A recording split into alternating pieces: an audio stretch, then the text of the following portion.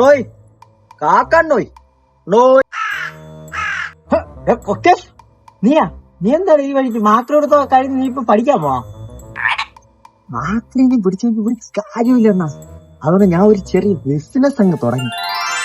നിങ്ങൾക്ക് പറ്റിയൊരു പ്രൊഡക്റ്റ് ആയിട്ടാണ് ഞാൻ വന്നത്.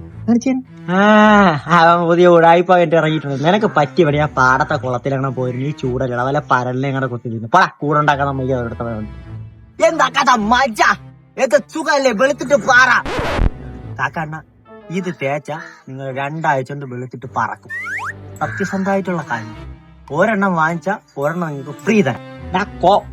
നീ ഒന്നാതെ മീനേം തവളയൊക്കെ പറ്റിച്ചാലും ജീവിക്കാം. ഇനി എന്നെയും കൂടെ പറ്റിക്കാൻ വാ. നമ്മളെ പൂർവികരും ഒന്നാതെ കറുത്താണ് ഇരിക്കുന്നത്. അതിനി എത്ര ക്രീം തേച്ചാലും വെളുക്കൂല. നീ ഈ വെള്ളപ്പാണ്ടും വെച്ചിട്ട് നീ പോരെ ഇത്തിരി ശല്യം. ഇത് ഉടായിപ്പൊന്നും അല്ല. എന്നാ ഇതൊന്ന് കണ്ടുപോയിക്കാണ്. നിങ്ങളെ കൂട്ടത്തിലുള്ള ഒരുത്തരാണ്.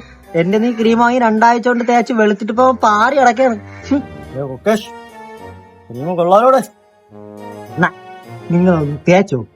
പൊതുവേ നമ്മുടെ പക്ഷി സമൂഹത്തിലുള്ള അഭിപ്രായം നിങ്ങൾ വൃത്തിയില്ലാത്തവരുത്താണ്. ഇതൊരു കാര്യം, നിങ്ങൾ ഈ പക്ഷി സമൂഹത്തിന് അപമാനമാണ്. നീ ഹൊത്തല്. നിങ്ങൾക്ക് വേറൊരു സാധനം ഞാൻ പരിചയപ്പെടുത്താം.